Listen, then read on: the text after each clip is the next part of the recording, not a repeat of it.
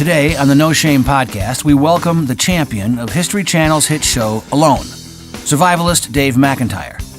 So if there's any chance you might be dropped off on a deserted island in your future, you'll definitely want to hear from Dave on the No Shame podcast. Have no shame, no, we are not afraid, no shame of the gospel of his name. It's the power of God by which we all are saved. We need not be afraid, no shame. Okay, our guest today is Dave McIntyre. And Dave, you have come over to Holland all the way today from Kentwood. We appreciate you making the journey. Well, thank you. I said nobody from Grand Rapids ever comes to Holland, but you did today. So actually, I have a good friend that lives down here, so you have a reason. I'm down this way quite a bit. So, listeners, this is going to be fun. If you've ever seen the History Channel show Alone, you may already know Dave McIntyre or from other opportunities as well. But for those of us that missed the series, the 4 seasons of it, let's just have you start by, will you explain the premise of this show on History Channel? Well, the premise of the show, at least for the first 3 seasons, is they took 10 people that have previous survival or wilderness experience and put us, and my season was on Vancouver Island, and they put us all out there completely separated from each other. And you're out there basically completely alone, filming everything you do by yourself. And it's a last man standing competition where the person who stays out the longest wins $500,000. And you're out there basically living off the land with very limited gear, no outside support. Filming it all yourself. And you can leave anytime you want. And that's the big psychological burden that hangs over you is you can tap out anytime you've had enough. Any moment you decide to leave, they'll just come out and pick you up. So what could you bring with you? They gave us a list of about 40 items, and from that we were allowed to select 10 items. And if you look, some of the items on that list really weren't things that a serious survival student would bring with them. But basically, I had a knife, an axe, a saw, a gill net, 2-quart pot, a ferro rod for making fire, U.S. Army bivy bag, a sleeping bag, and I think that's fish hooks and line. And then my last item, I substituted 5 pounds of pemmican as my 10th item. What was the hardest thing to not bring of the other 30? Oh, man.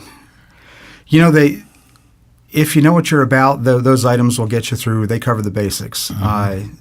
I wanted to bring my machete because I have 15 years of jungle experience in Brazil, and it wasn't one of the approved items, so they wouldn't let me take it.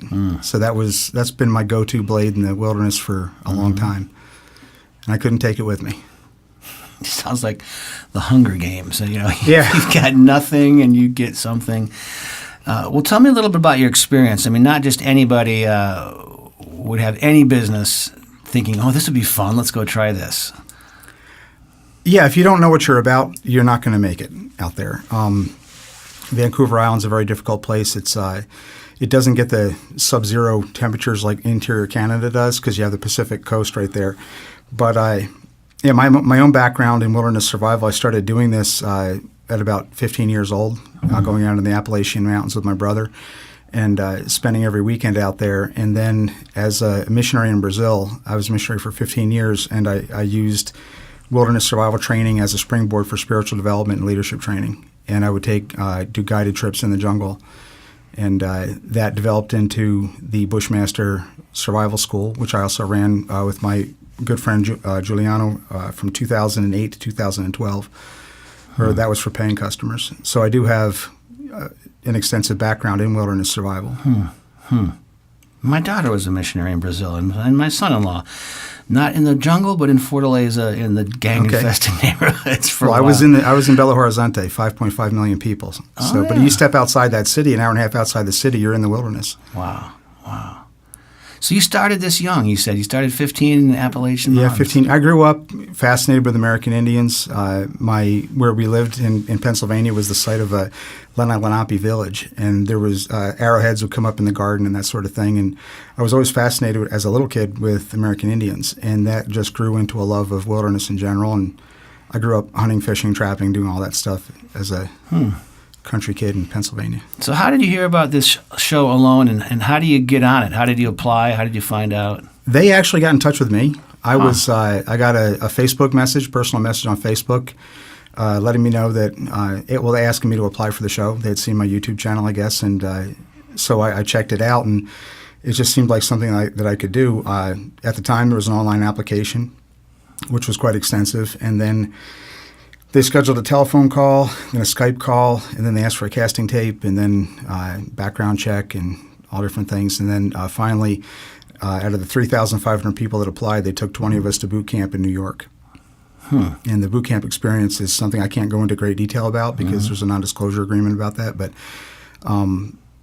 basically, they put us through our paces out there, and it was really cool to meet 20 people that were just as crazy as I was, and similar interests and all that. And It was a great experience, and I did very well at boot camp. I felt good about it when I came out of it, and then a week later, they offered me a position on the show. And how many contestants were there? There was 10 people were selected to be on the show. Okay. Did you feel, was it competitive against the other 10, or was it competitive against yourself? Was it competitive against nature? How did you think of that? Yeah, the conflicts. It's structured as a competition between 10 people, but we were all great friends. We had spent a week together at boot camp, then another week of orientation before we actually dropped off in the wilderness. So we all got to know each other really well, and still keep in contact today. So it didn't feel like a competition against anyone else. You're out there totally alone. It's just you in the wilderness and how long you want to do it. And man versus man, not so much. The viewer sees that. They see they're watching the show flip between the different contestants as they drop out and things. So it looks like a competition, but it certainly doesn't feel that way. And we didn't really view it that way. I mean, you look at the other contestants, and you can see some have their strengths and weaknesses, and some, they're all very skilled people, and you never get to see them. You're out there by yourself. Did you know where you were going, or was that a surprise?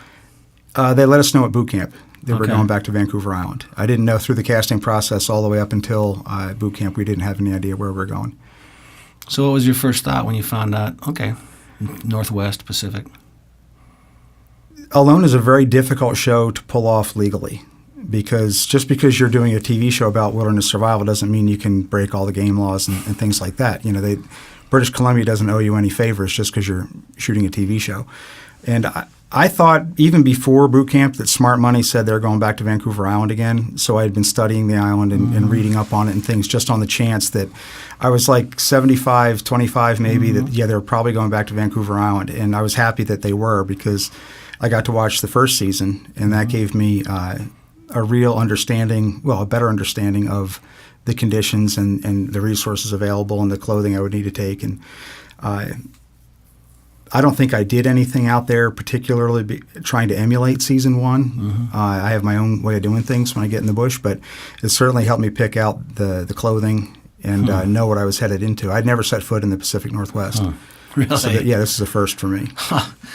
Well, listeners, if you're interested in this, you can do what I've been doing today in anticipation of our podcast, is you can go online and you can download Season 2 and you can watch these episodes, and you can choose while you're watching them if you want to watch commercials or if you want to have a shorter interactive commercial break, which is kind of interesting. So I'll tell you this, Vancouver Island is gorgeous. Absolutely. It's aerials and the water and the mountains and the trees. It makes a beautiful setting.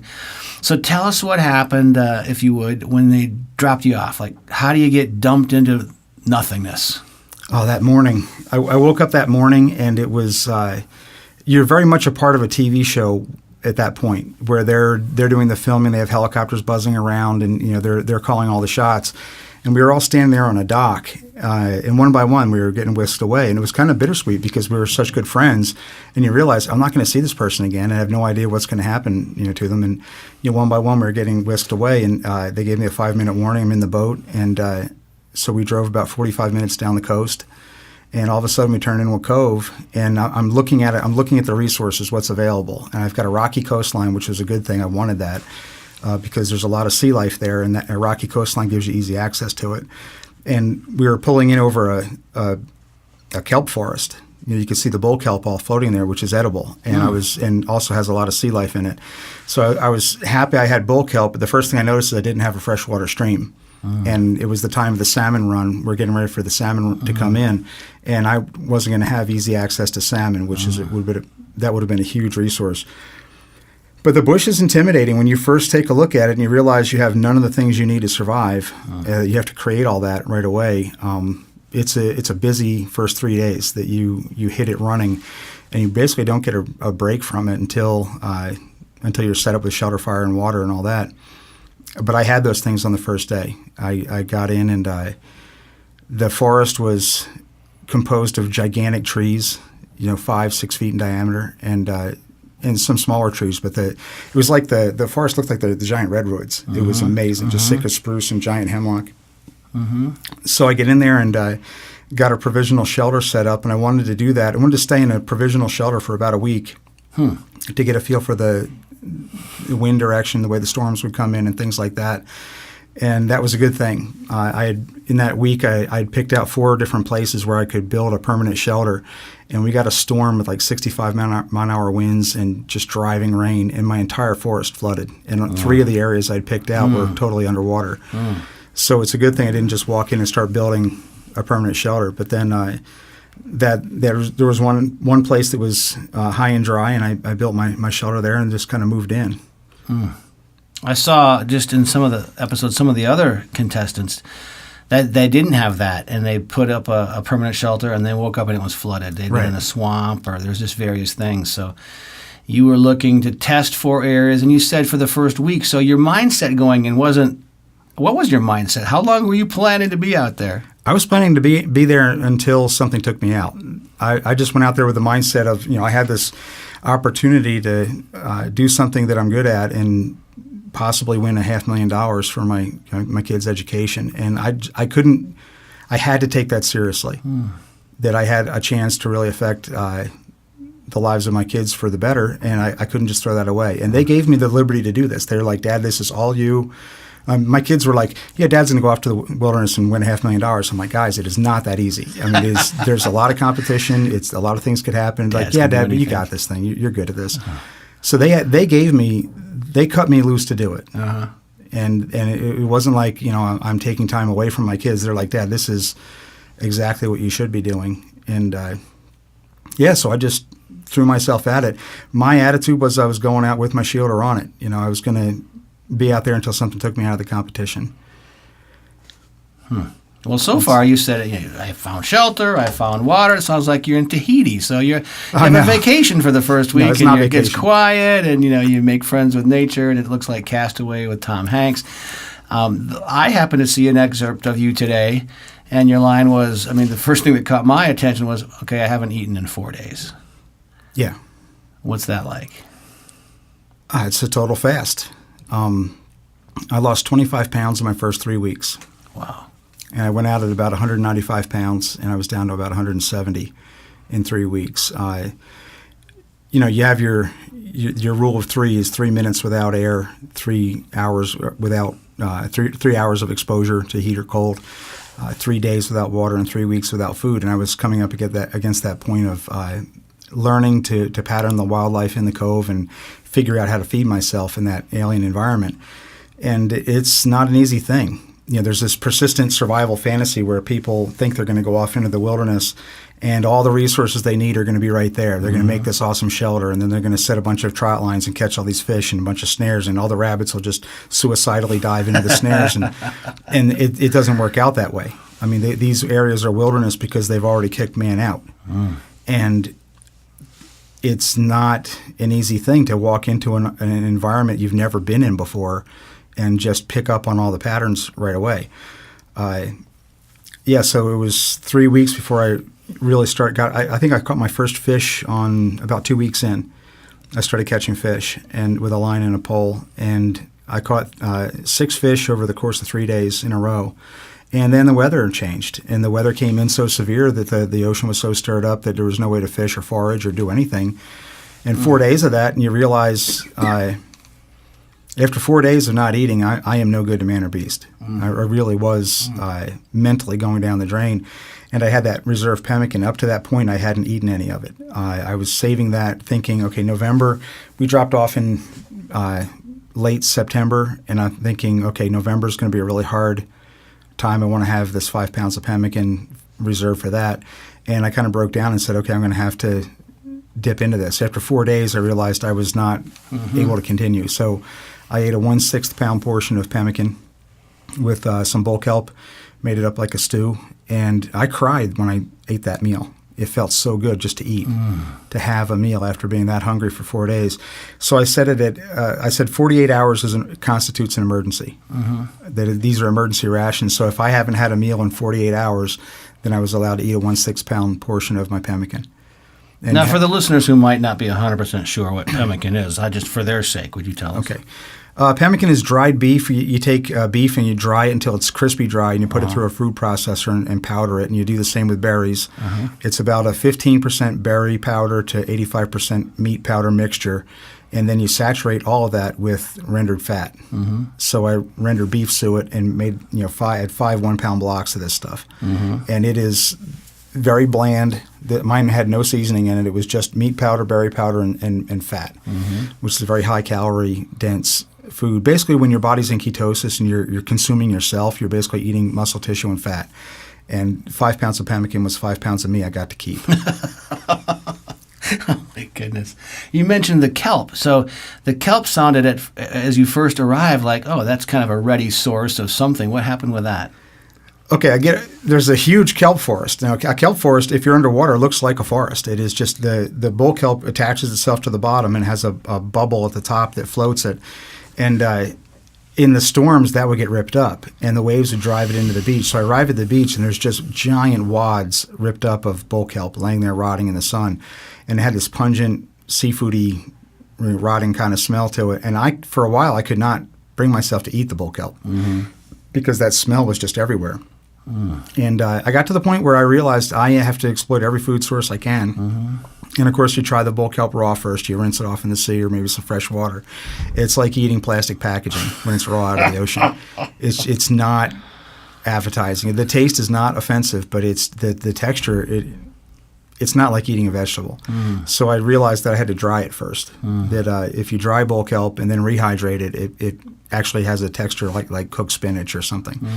And I made a lot of dried bull kelp. At one point I had a gallon Ziploc bag totally filled with compressed dried bull kelp, which I dried by my fire. You talking the leaves or the actual ball? All of it's edible. Okay. You can eat the stem of it, but it's not very appetizing. It's has a strange flavor and consistency, but the ribbon-like fronds at the end of it, basically I would take these and rinse them off in some fresh water so they wouldn't be so salty, and then just dry them by the fire. And they shrink quite a bit. And the air there is so humid, if they would rehydrate. If I left a piece of the dried bull kelp out, it would actually rehydrate itself just from the humidity in the air. Wow. Tell me about the fish. There's a great picture of you catching a fish. That was one of the iconic images of that. I think that was like day 60. Really? That was late. I was very surprised when they showed that very first episode, me holding up this fish with the big Viking beard and everything. Yeah. Obviously, I was going to go along in the competition. I basically had two kinds of fish out there. There was the kelp greenling, which looks a lot like a bass, and they're very aggressive fish. They strike the hook with authority. They really, really tear into the bait. And then we had striped sea perch out there, which are very timid fish. They're actually omnivores, so they're partly vegetarian. They eat. And they would come up and kind of look at the bait and kind of kiss it and move away. And every one of those that I caught, basically I hooked them in the face. I'd see them come up to the hook and I'd just gig them in the face. But those are the only two fish that I caught out there with those two species. What did you use for bait? Limpets. I tried a variety of things. At first I tried little tiny crabs, and there were snails out there. But the limpets have a very tough muscular foot and they stay on the hook really well. Now, when I've been some Pacific Northwest, one of the things I've seen are these giant slugs. Right. Were those around? And the would banana you eat slugs those? were there. I did not eat any. That time where I went 4 days without eating, I remember seeing the slugs around, thinking, okay, tomorrow I'm going to catch some fish. Tomorrow I'm going to get some fish. I'm not really into eating slugs. I never ate any of them. Remember the Lion King? Tastes like chicken. Tastes like chicken.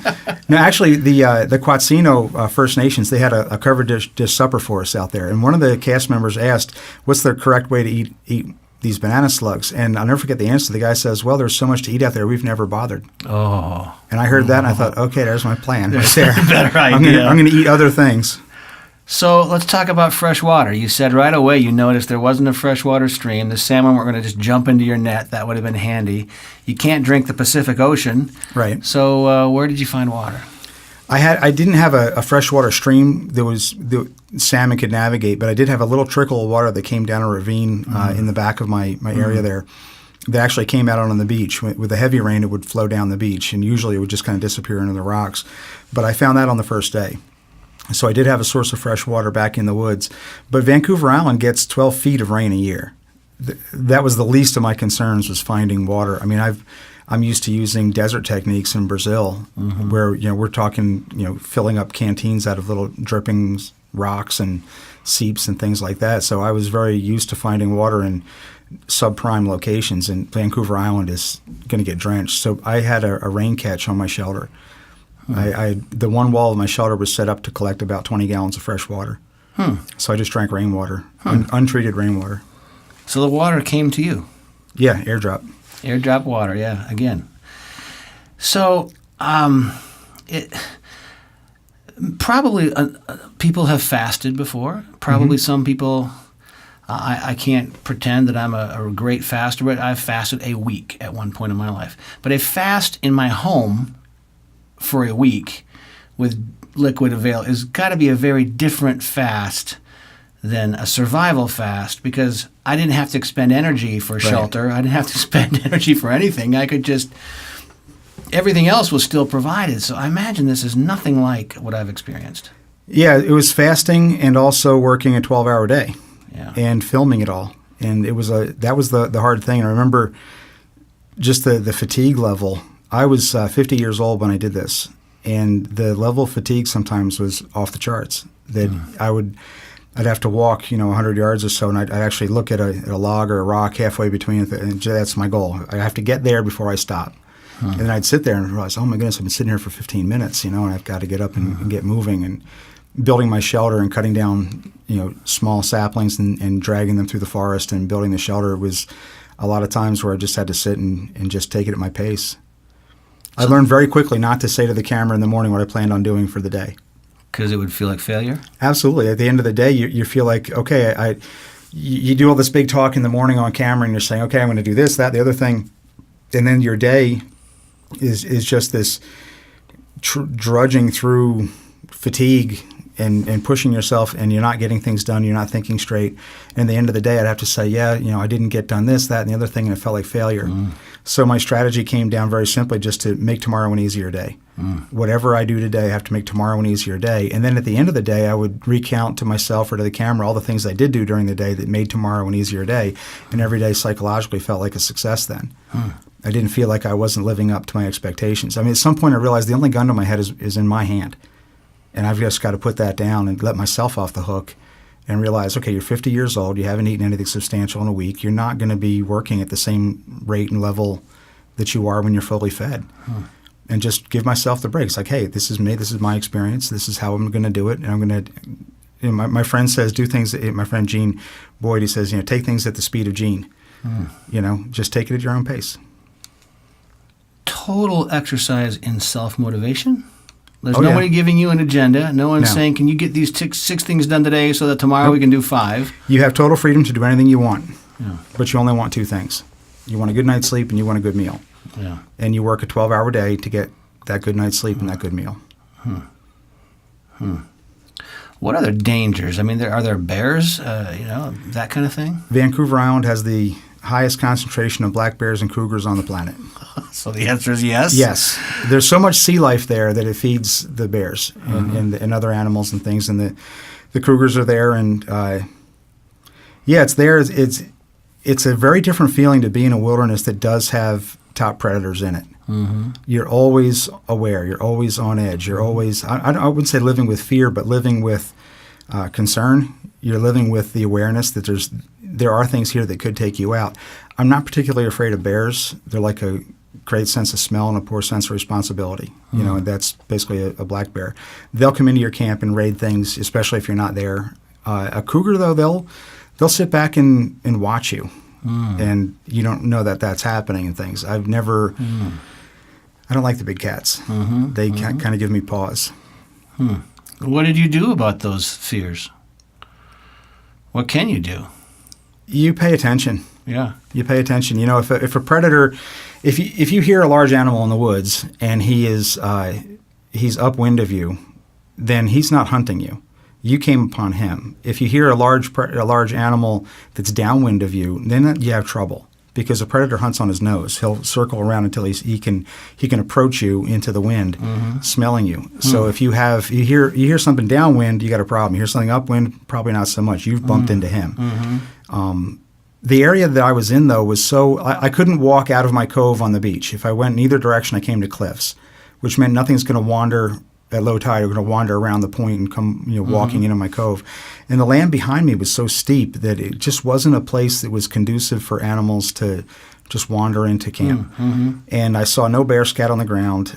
There was no animal trails in my forest. So I thought I was in a pretty good place.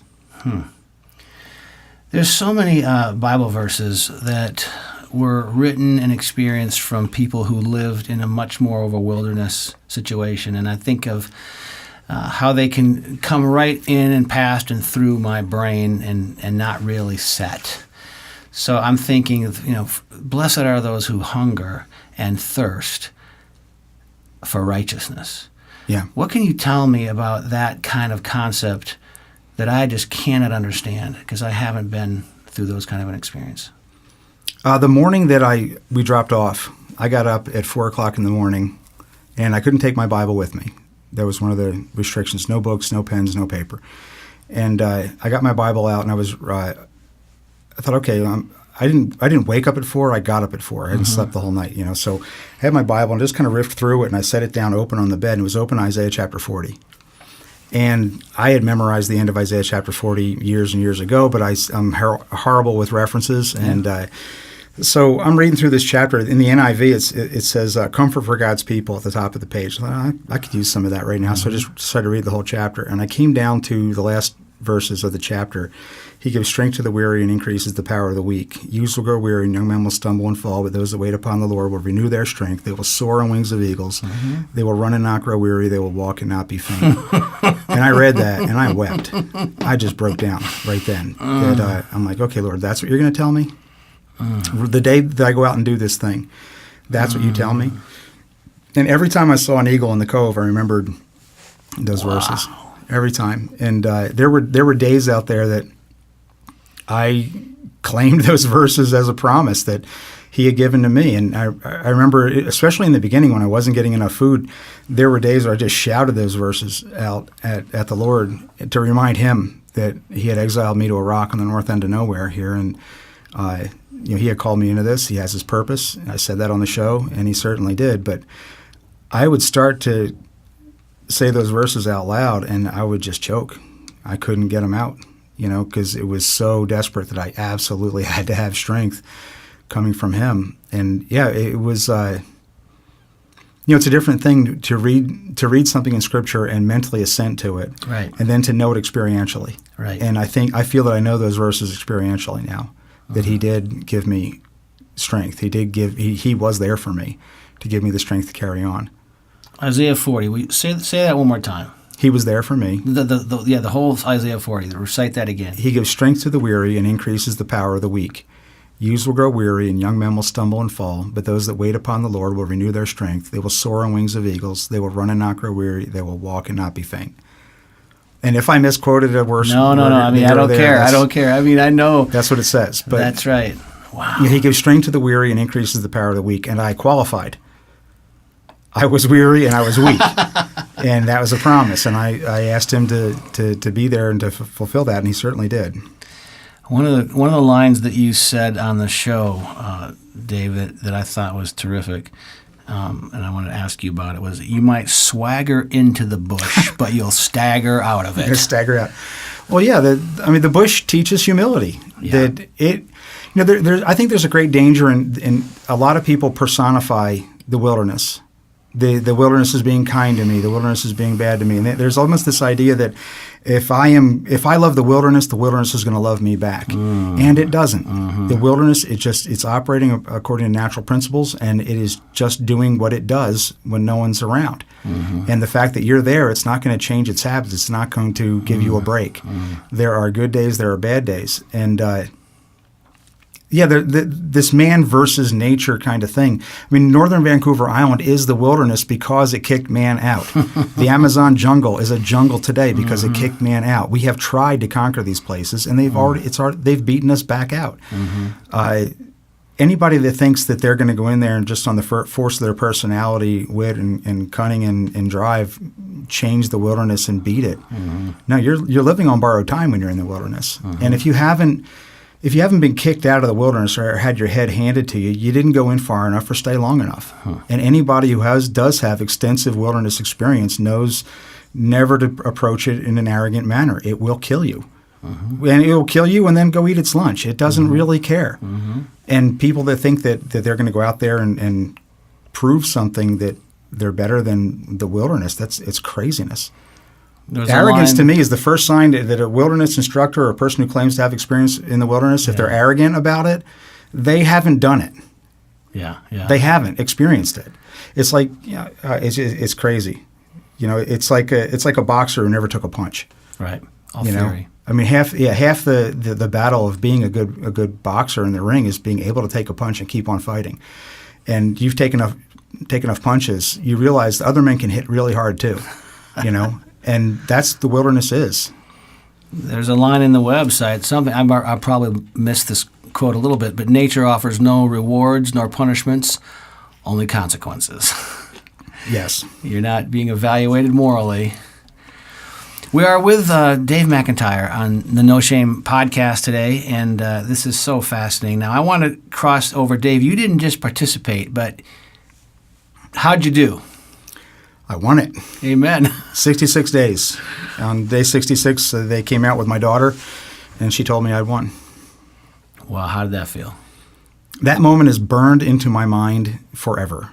That they came out, and they wanted to do an interview with me at my shelter, and they had done that once before. And this was the ruse to get me off the beach so I wouldn't see Aaron coming in. So I'm standing back at the shelter, and they had arrived right at high tide. And the tide was falling already. And as the tide fell, I had to get out there and fish. If I did not fish and chase that falling tide all to my best fishing places and then fish as it came back in, if I didn't use that window of opportunity, I didn't eat that night. And this thing is dragging. It's like they're staying there for way longer than they normally did, and they're asking all these questions, and it was getting kind of lame.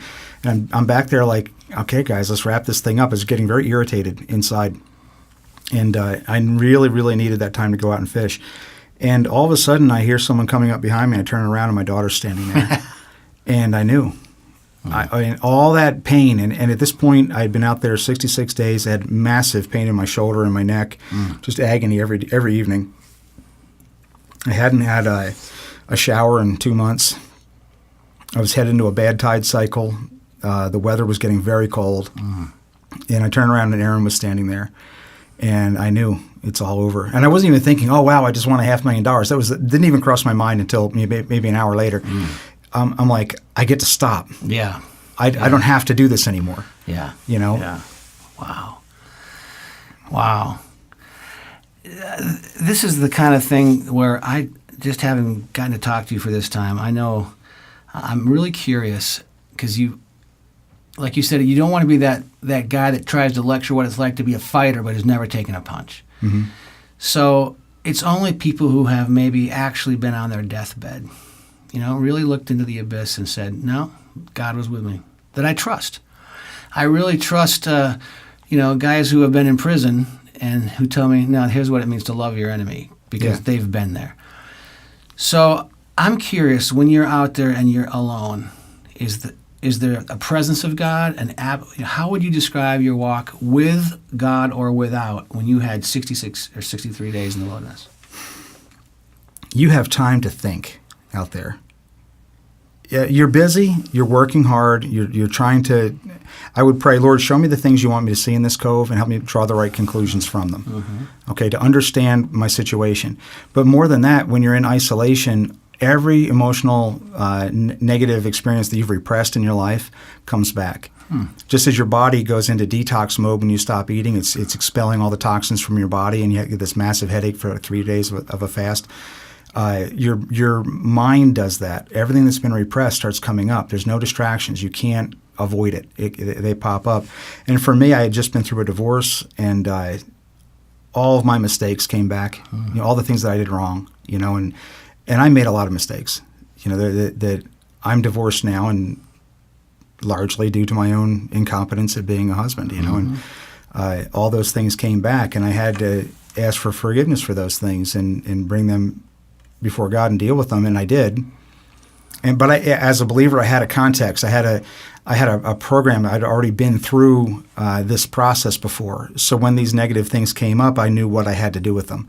It wasn't like, okay, now how do I handle this? I knew where to take that, and I received forgiveness for that, and I felt free. But then all of a sudden, all these other things came back. There were people that had done some horrible things to us while we were in Brazil.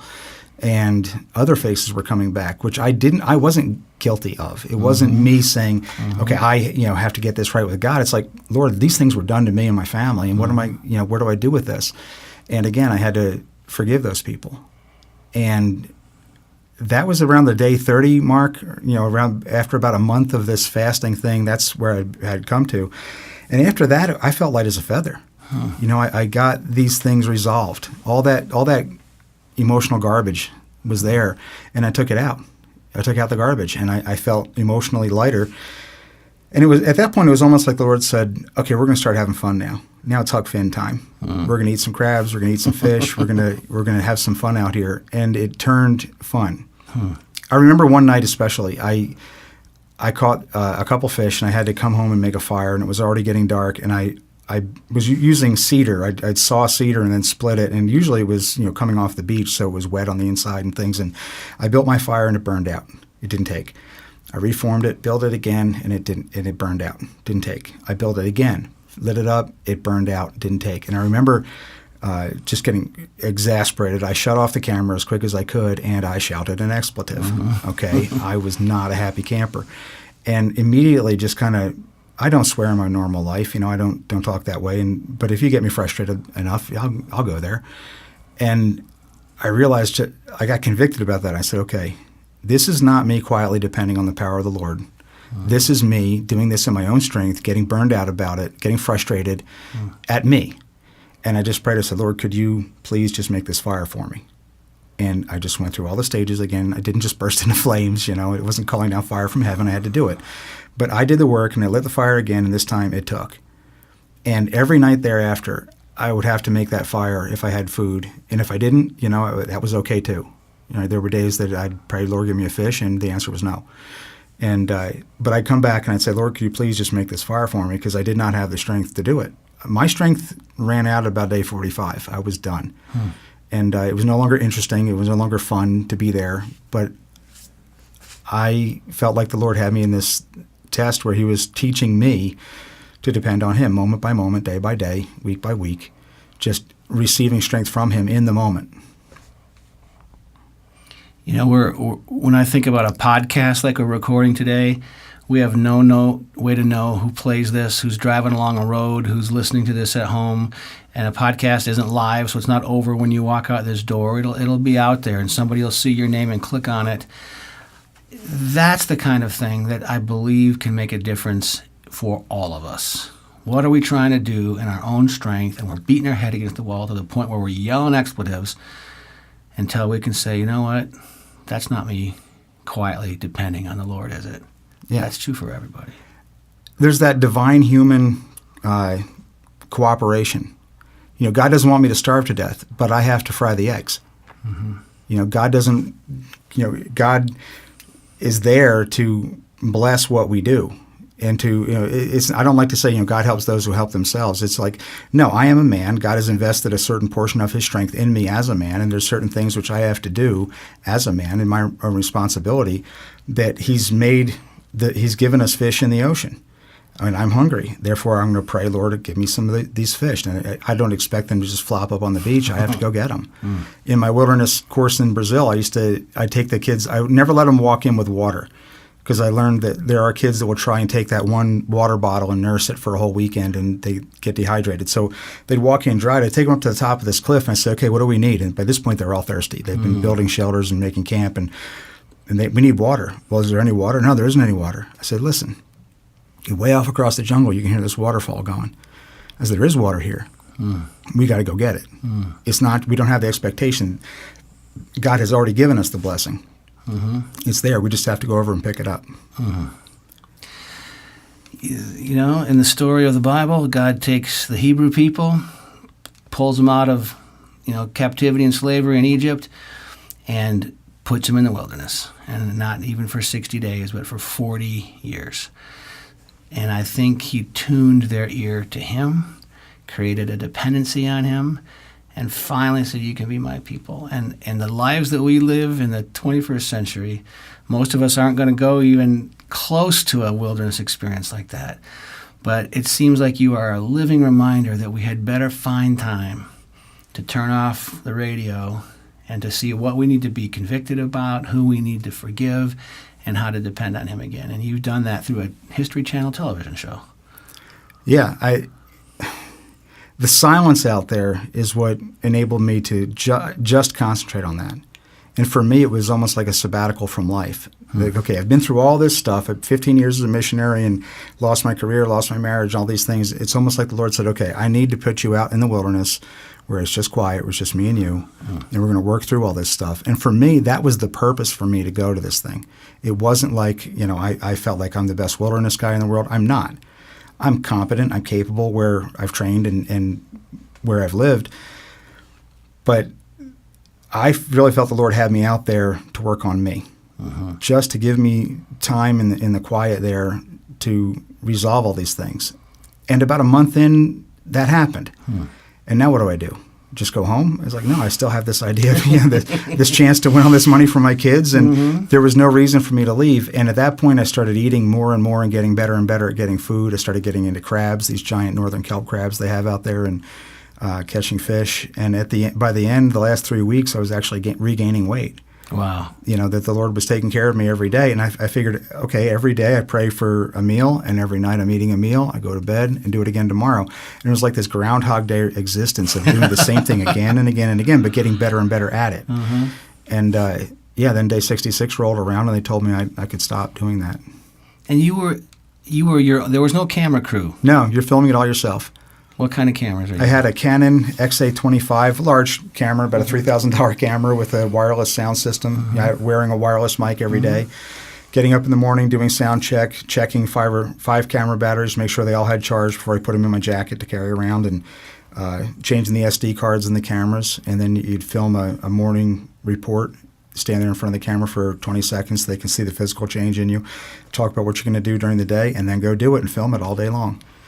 And I probably shot 4.5, 5 hours of footage a day out there. How do you recharge those batteries?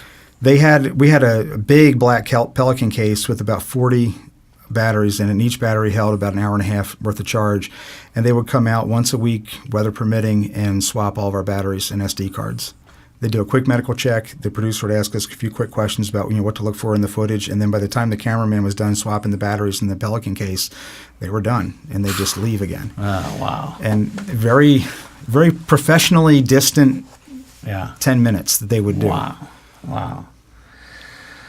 Well, when you came home, did you become a writer? Or I don't know when you started writing this series called The Fall, but how did that happen? I've been writing basically since I was in college. I've always wanted to be a writer. I have a very very good imagination, I guess, meaning I daydream a lot. And I started writing that story while I was still living in Brazil. I love the zombie genre, but I can't wrap my head around how zombies work. And so I started thinking, okay, how would you write a story that actually incorporated that idea but was plausible? And I think I came up with a pretty good idea. And I started fleshing it out a little bit and kind of set the scene. What would happen if that took place in Bucks County, Pennsylvania, where we had been living before that? And it just took off. So I started writing this story, and I had the rough draft done by the time I was living here in Michigan. And after I lost my job, the company I was working for closed down. I thought, you know what, I'm going to finish these stories and see if they'll fly. Well, I think I'm going to let that be a teaser, because we've been able to talk mostly today about this phenomenal series, Alone, and your experience on that. There's a whole nother side to Dave, and if I can ever get you to come back, I think we'll spend the whole time talking about this, because these are fascinating too, but I'm out of time right now. Okay. Glad you're alive, Dave. I'm glad to be alive too. It's a really cool story because it ended so well. And thank you for being our guest today. Well, sure. It's a pleasure to come in. Really inspiring. Thank you, Dave. Have no shame.